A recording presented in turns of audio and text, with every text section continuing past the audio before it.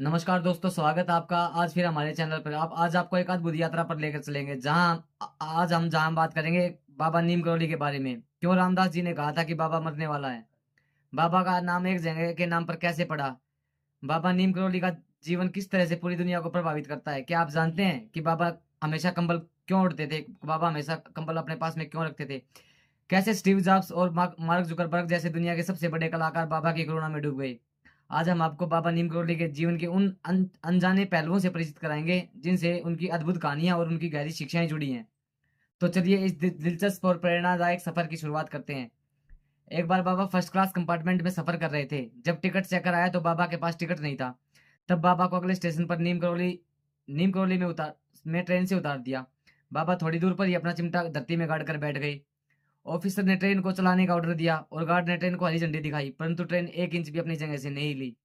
बहुत प्रयास करने के बाद जब ट्रेन नहीं हिली तो लोकल मजिस्ट्रेट जो बाबा को जानता था उसने ऑफिसर को बाबा से माफी मांगने के लिए भेजा और बाबा को सम्मानपूर्वक अंदर ले जाने के लिए कहा। ट्रेन में सवार अन्य लोगों ने भी मजिस्ट्रेट का समर्थन किया और ऑफिसर ने बाबा से माफी मांगी और उन्हें सह सम्मान ट्रेन में बिठाया।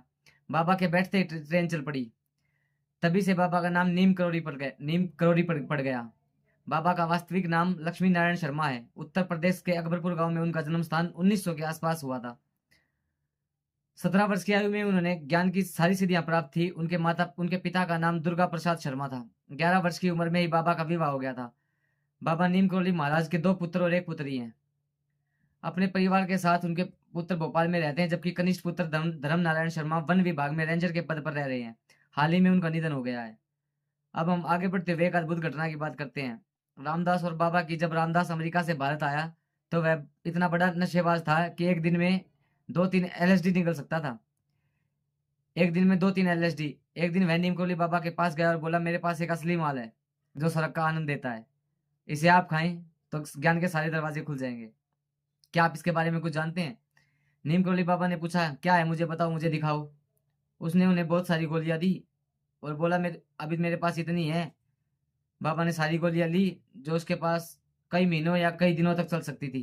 बाबा बोले, लाओ मुझे दो। उन्हें एक मुट्ठी भरकर एलएसडी ली और मुंह में डाल लिया और निकल लिया। वहां बैठकर बाबा अपना सारा काम करते रहे और रामदास इस उम्मीद में बैठा रहा कि यह आदमी अभी मरने वाला है। मगर बाबा नीम करोली महाराज पर एक भी एलएसडी का कोई असर नहीं दिख रहा था। वह काम करते रहे। उनका मकसद बस इतना था। वो रामदास को बताना चाहते थे कि तुम एक भी इन फालतू चीजों पर अपना जीवन बर्बाद क्यों कर रहे हो। यह चीज तुम्हारे किसी काम की नहीं है, न तो कोई तुम्हारे काम आने वाली है। आगे चलकर रामदास या रिचर्ड अल्पर्ट ने एक किताब लिखा, मिरेकल ऑफ लव, जिसमें बुलेट प्रूफ कंबल की कहानी बताई है।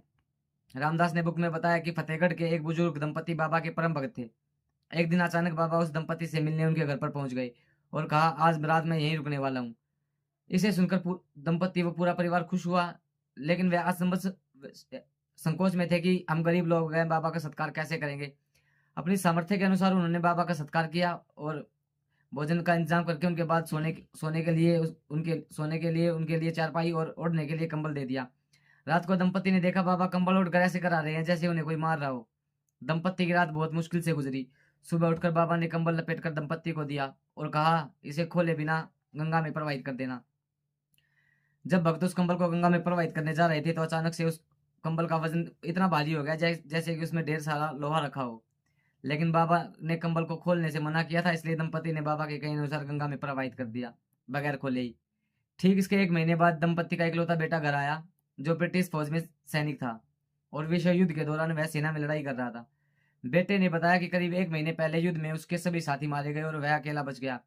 बेटे ने बताया कि जब दुश्मन गोलीबारी कर रहे थे तो मुझे एक भी गोली नहीं लगी, परंतु मेरे सारे साथी मारे गए। दंपति को आया कि ठीक 1 महीने पहले बाबा नीम करोली उनके घर पर रुके थे और रात को करा रहे थे। वो समझ गए कि बाबा के चमत्कार की वजह से उनका बेटा सकुशल वापस लौट आया है। कहते हैं तभी से कैची धाम में बाबा के भक्त उन्हें कंबल चढ़ाते हैं और प्रार्थना करते हैं कि जीवन में उनके सभी कष्ट दूर हो जाएं। जय नीम करोली बाबा। अगली कहानी में, अगली वीडियो में जरूर मिलेंगे।